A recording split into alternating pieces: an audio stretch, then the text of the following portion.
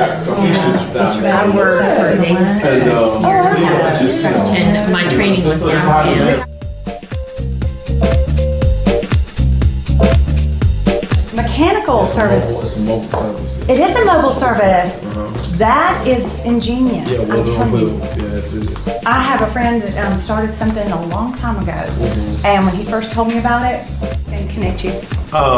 Mainly what I offer, like you have stress cracks on 18-wheelers. These guys have to keep their trucks moving. I normally go out, they do a service call, and I go out and repair their cracked frames on their vehicles. Wrought iron fence, handrails, anything with structural, welding. I was about to say with welding involved.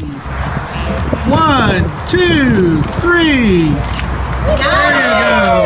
All right, man. Awesome. Perfect.